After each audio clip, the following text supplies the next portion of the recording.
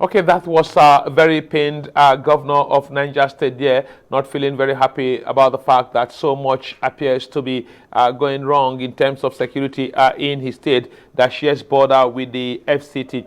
Niger State is quite a very large state with a vast land mass here, almost bigger than the size of the southeast, almost as big as the size of the southeast geopolitical zone. Very, very vast array of land there across our bordering so many sensitive states in the northwestern part of the country, FCT and several others here, and he is feeling very, very bad that most persons are already running for their life with Boko Haram hoisting flag in Niger State here. Now we'll be seeing how the security agencies will be responding to that. So much attacks. Some people reported that as of yesterday, 44 persons were killed. Kaduna are not looking good in River State. Some military personnel were attacked and killed. Imo State is a boiling point. Boko Haram insurgents are still attacking targets in Borno State. In some parts of the country, we are seeing heated argument across several fronts there on issues of security and insecurity. Okay, Mr. Jonathan Onoja Isaac, security consultant, is with me here in the studio. Mr. Jonathan, you're welcome to our program. Thank you. Okay, we're not looking very good at all now. Yes, I'm not happy, and I believe that so many Nigerians are not happy with the situations on ground. We pray, work, and hope that these things will be put to an end. Okay. But my opening statement this morning is while we try to be tough on crimes or on criminalities, we should also try to be tougher on those things that leads to crime. And I was watching something yesterday, Mr. Ta, and I used Iceland as a case study, one of the most peaceful countries in the world. And when I tried to check at their unemployment rate, I discovered that it's just 2.3% compared to Nigeria, over 33.5% of unemployment rate in Nigeria. Youth unemployed and over 12 million out of school children. And imagine what would be the hope of these people.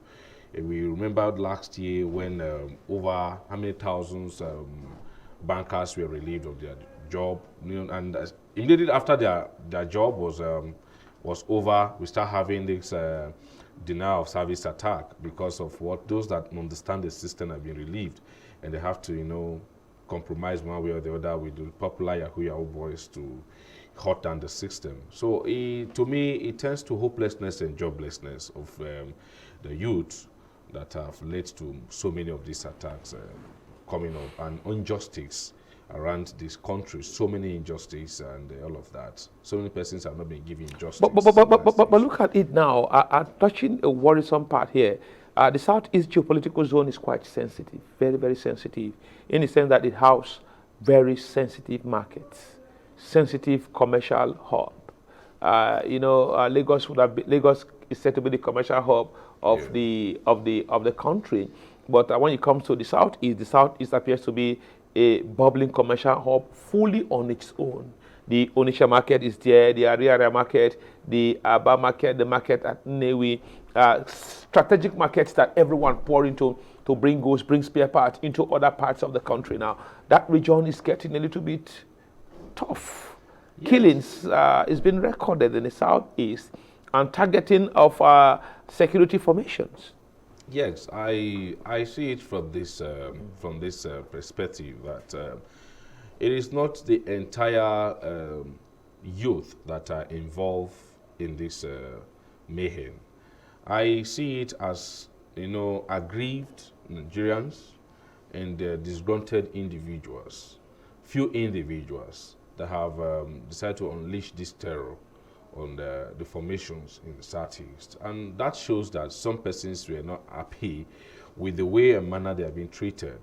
Like that of the burning of the governor's house, it gets me worried, and also an attempt on the State Assembly. I can't understand what... that one was fake news. Well, we heard it was fake, but an insider said it was an attempt. There was an attempt actually, even though the state government is trying to say it was fake news and all of that.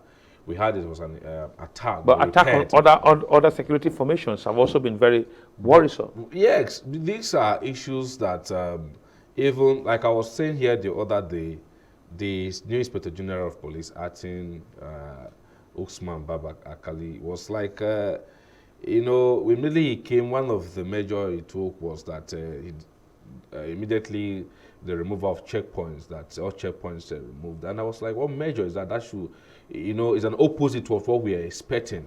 And what do you expect once there's no checkpoints, there's no active patrol systems in the state, and security formations are not like, not active the way it should be? What do you expect from them?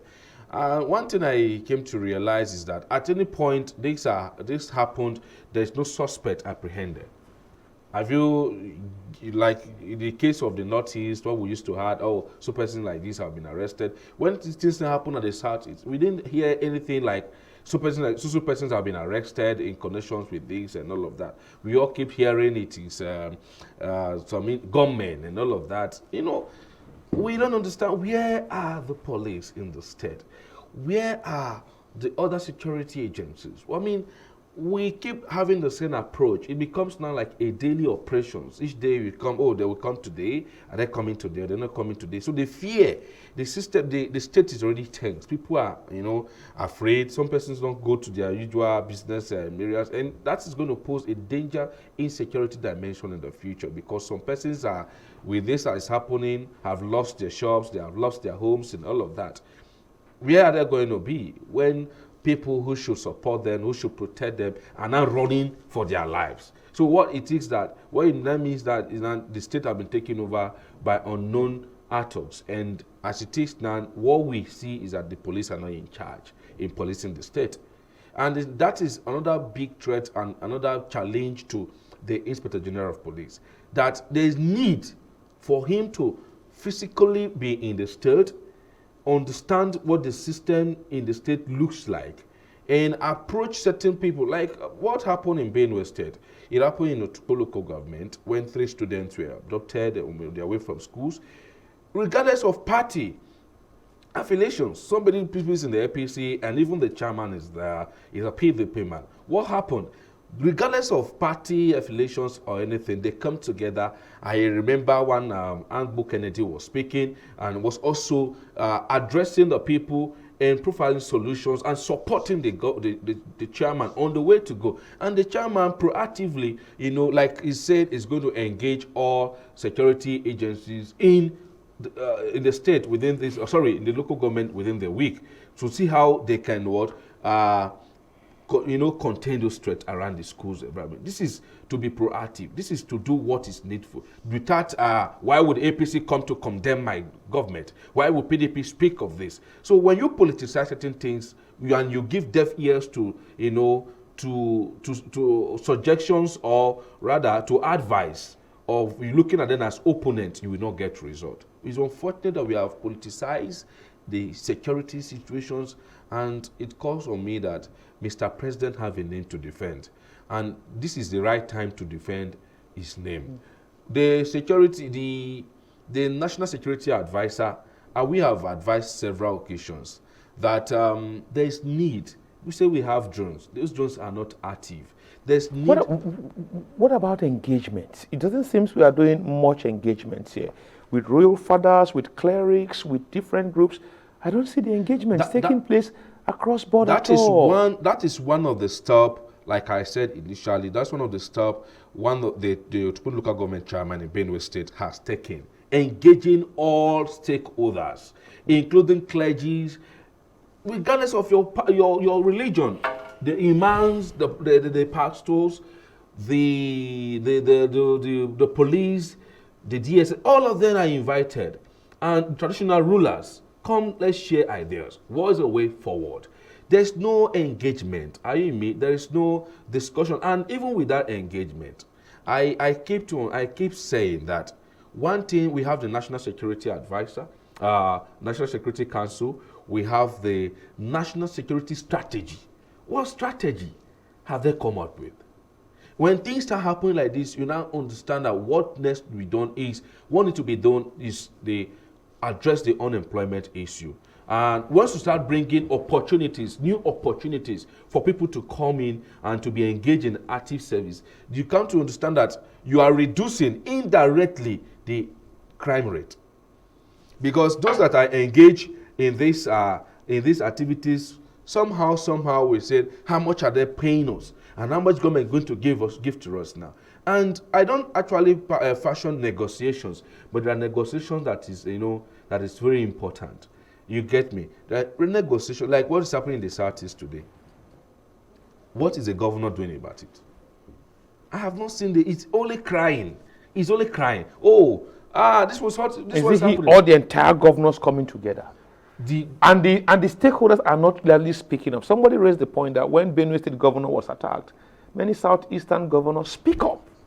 Southeastern stakeholders speak up in the defense of Utom. Why are they not speaking up now? The issue is not about state or governors speaking up. Are you me? It is their willingness to do certain things.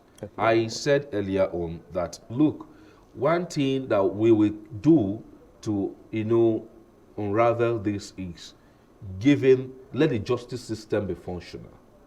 Let the justice system be active.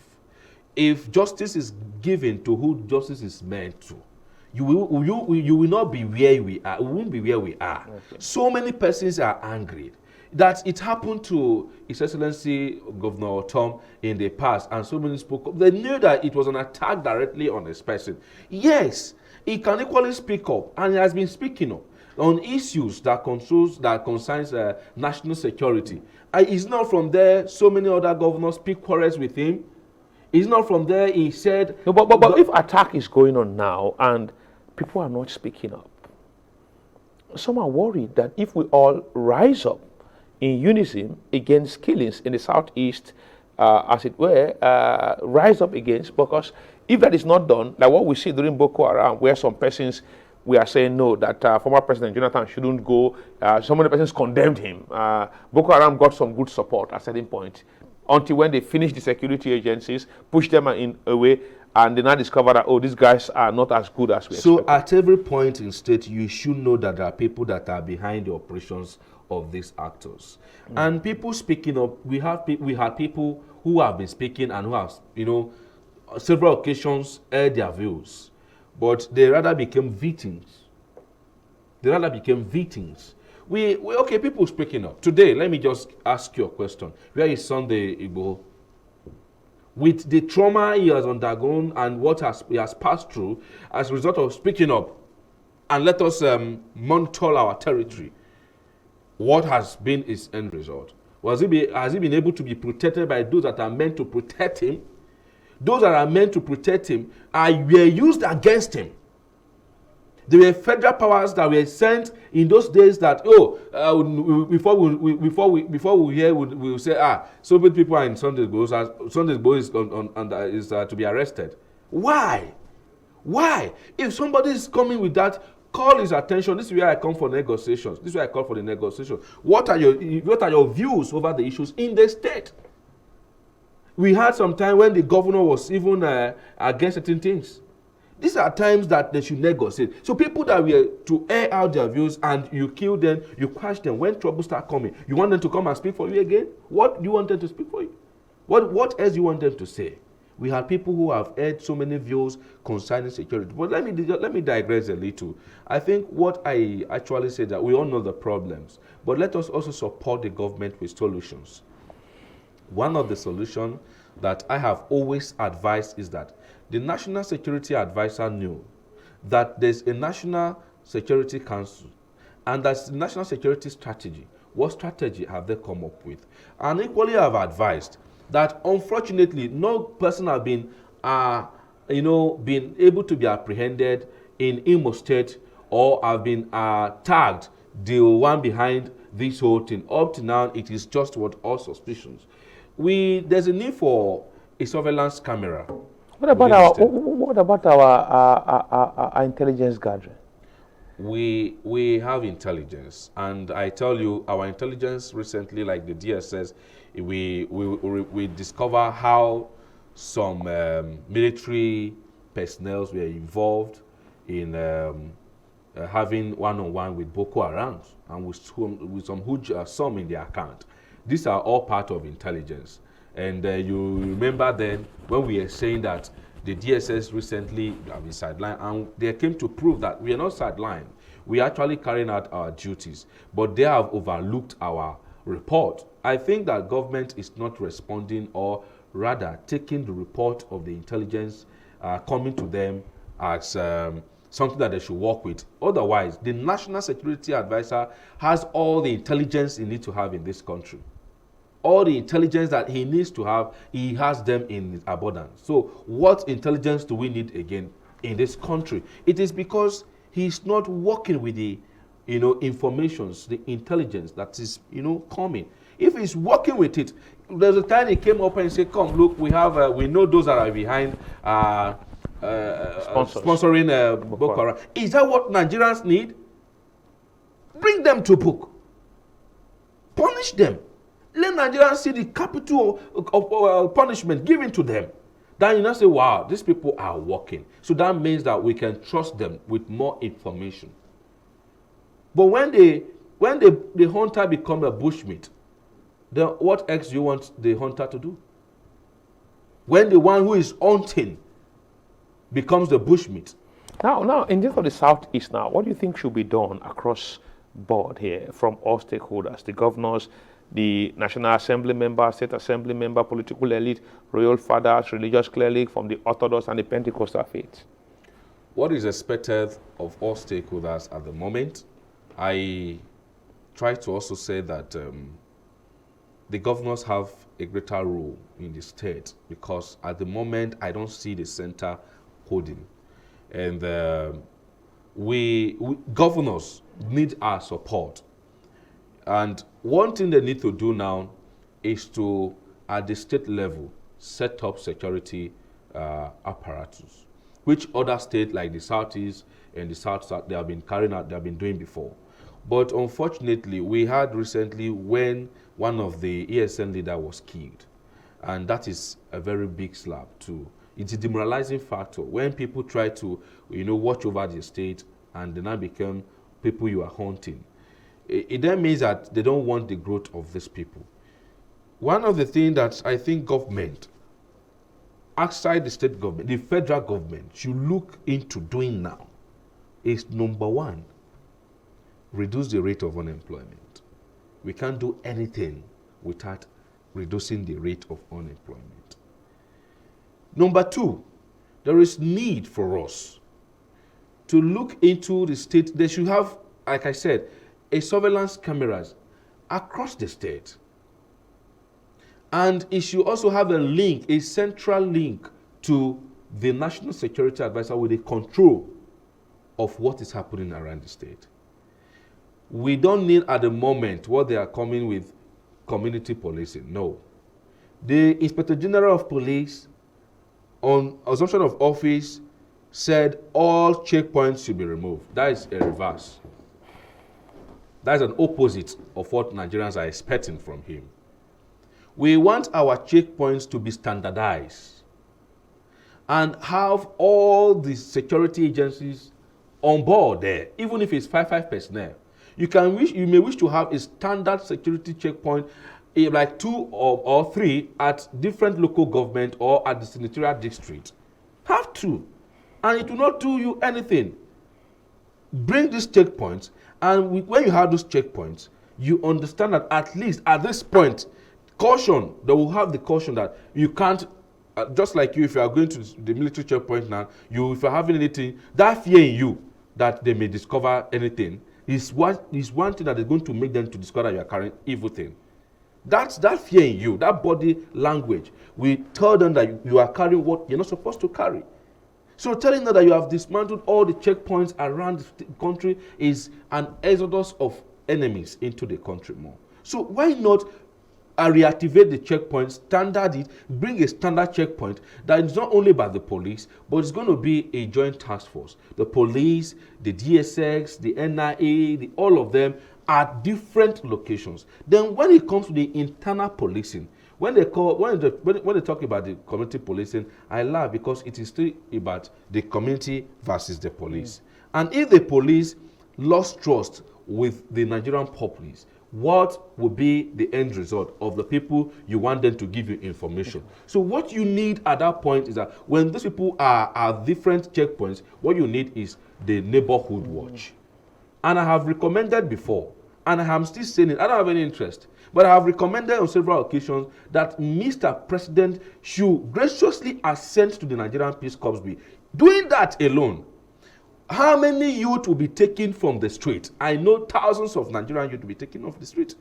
When you have about 30 million Nigerians youth unemployed, and you reduce it by, let's take for example, 20,000 out of 30 million, you will not know out of this 30 million who is involved in this terrorism and all of that going on. Violent crimes. Violence and all of that now going in the country. So when we talk, we provide solutions, we do anything, it is pertinent to state that even when they are holistically implemented, we will not get result because unemployment is a major factor. But our people don't want to farm. In those days, when you go to, where you mentioned in Benue State, from the Tiv block through the Doma down to the Agatu block, Benue can feed the country, but now the conversation is changing. Farming is... Because many said farming is the best thing out. Yes. The only thing we really have going for us. But no, neither the youth don't have farming implement, they don't have farming support. Some of them don't look at it, they get interest. Some of them say they had headers entering their farm. The header said, look, cattle have been rustled, even if they want to rear cattle, everywhere it just seems to be. Farming is a sector on its own. Okay. Are you me? It's an agricultural sector. And when youth are engaged in the agricultural sector, it's not anything wrong. Are you me? I'm following you. It is all about the ideals behind it. And some persons we have civil servants who still do farming in different ways. But you can't make farming as a way of life of people to become their job. In most countries, it's their job. No. In Ukraine, in Russia, most young men that policy is wrong. But young men can farm. You support yourself with farming. It depends on what the farm you're talking about. Is it subsistence or commercial? Any of the farming, people believe that if you can farm, if it's the subsistence, is to cover yourself. Now, if for you to venture into farming, agriculture, you understand that it is also capital intensive. What support comes from government? Which of the government now? Is this state, local, or federal, or state, local government, or federal government? When I talk of government, you look at it from the local down state and to the federal.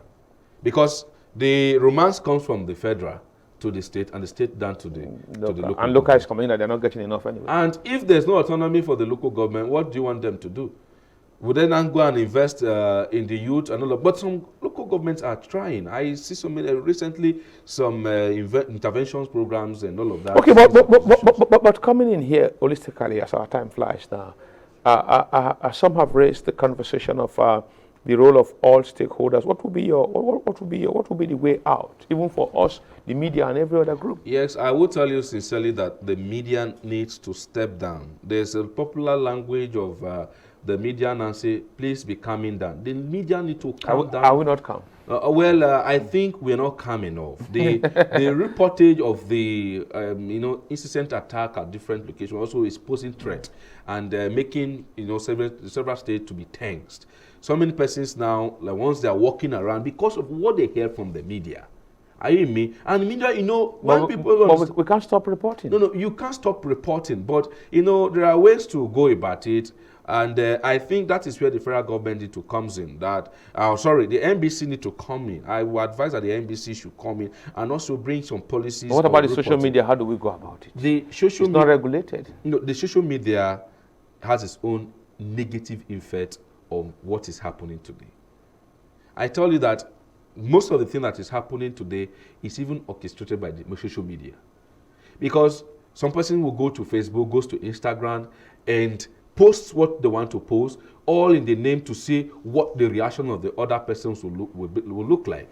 And these are not what are addressed. So if there's no regulations on social media, all in the name that we have digitalized so many things, then we are not going to come out of it. Iceland have social media, but they have policies that also, regulate what they do, what you post and what you say. If you go otherwise and you say otherwise, you will be arrested.